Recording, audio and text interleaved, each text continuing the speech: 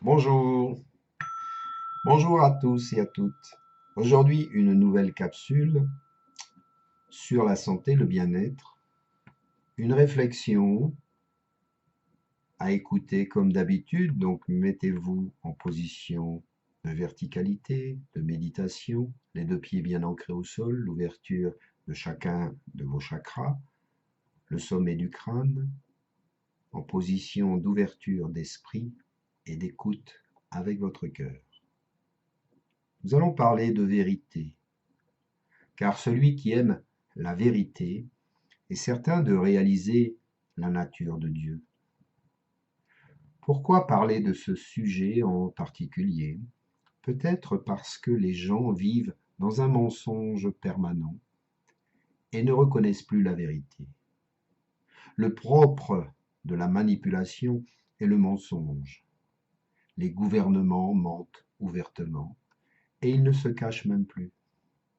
Il y a tellement de thèmes que l'on pourrait aborder sur différents sujets. Il y a tellement de sujets à voir et à comprendre. Une vie ne suffirait pas pour tout expliquer. Et d'ailleurs, pourquoi vouloir tout expliquer? Tout d'abord, il y a deux différentes dominations, l'une étant passive et l'autre active. Dans la nature, la domination s'y joue quotidiennement. Qui dominera l'autre et qui se fera dominer? Le plus faible étant vaincu par le plus fort, qui à son tour sera sûrement déclassé par un plus fort que lui, telle est la loi de la jungle, si on peut dire. Nous retrouvons cela dans nos sociétés, la politique et la religion, et bien sûr aussi dans la médecine officielle qui est aujourd'hui toute puissante, et pas seulement dans le bon sens, car pilotée souvent par des lobbies pharmaceutiques. Donc, est-ce que la loi du plus fort amène la vérité? Est-ce que être plus fort que l'autre vous donne raison?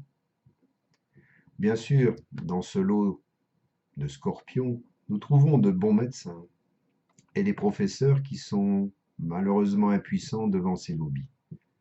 Comme on dit, on ne met pas tout le monde dans le même panier. Le bon médecin est au service des malades. Le mauvais médecin est au service des lobbies. Comme le bon cultivateur au service du vivant et le mauvais au service de la mort. Ce dernier, pour X raisons, se sert de pesticides pour augmenter le rendement de sa production. De cette manière, les personnes sont déjà empoisonnées par ce qu'elles mangent. Tout cela est bien ficelé, non?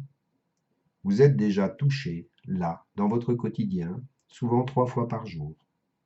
Le bétail est hyper vacciné pour votre protection, nous dit-on, mais en réalité, c'est pour vous rendre plus fragile et plus malade. Nous voyons cette dualité en toute chose, puisqu'elle est dans chaque être humain. Elle s'exprime dans les religions qui séparent les êtres, les amenant à une croyance d'après leur culture. Certains usent même de violence pour instaurer leur croyance, que ce soit en religion, en politique ou toute autre chose. La politique est divisée, ainsi il y a un parti qui est toujours plus fort que l'autre, le parti élu est le dominant, les autres les dominés. Celles et ceux dominés essaieront toutefois de détrôner le parti élu pour prendre sa place et être enfin aussi le dominant. Cette dualité divise le peuple. Un peuple divisé est toujours plus facile à diriger. Le peuple s'affronte ainsi dans ses différences d'opinion politique et parfois physiquement. Et puis l'homme préfère entendre un mensonge qui le conforte qu'une vérité qui le dérange. On utilise les médias pour endormir nos méfiances et nos défenses naturelles. Alors, on nous ment et on nous rassure avec des émissions de divertissement. On invite tout un tas de pseudo-experts qui ne font qu'opiner et adhérer à la propagande d'une doxa bien établie. Nous voyons cela aussi dans les matchs de foot. Deux équipes s'affrontent et courent après un ballon pour marquer des buts dans la cage adverse. On dirait un combat de gladiateurs comme au temps de la Rome antique. Il aura fallu un homme nommé Spartacus pour libérer les esclaves du joug des Romains. D'ailleurs, à la Coupe du Monde en 2018, la moitié de la planète a suivi les matchs, soit 3,5 milliards de personnes. Et si demain on pouvait aussi faire cela, mais pour une autre cause, moins absurde que de courir après un ballon? Est-ce que ce serait possible? Est-ce que les gens seraient assez forts pour se mobiliser? Tout comme les chasseurs, on nous fait croire qu'ils régularisent la nature.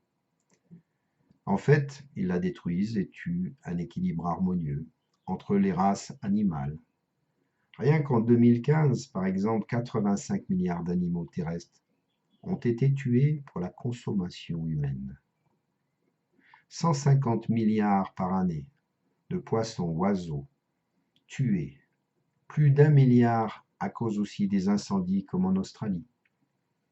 Mais ils pensent qu'il y en aura toujours plus et que l'on peut tuer encore et encore impunément.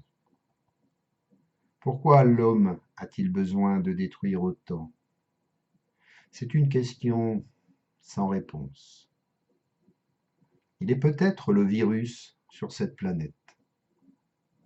Ou bien certains ont attrapé le con aura le virus. Mais là aussi, contre la connerie, il n'y a toujours pas de vaccin. Je me réfère à une citation de Gandhi qui disait « La grandeur d'une nation et ses progrès moraux peuvent être jugés par la manière dont elle traite la nature et les animaux. » Namasté. Merci pour cette écoute. Je vous laisse y réfléchir, de méditer sur ce texte, de l'écouter peut-être encore et encore, et d'éveiller en vous des sentiments de changement. Namasté.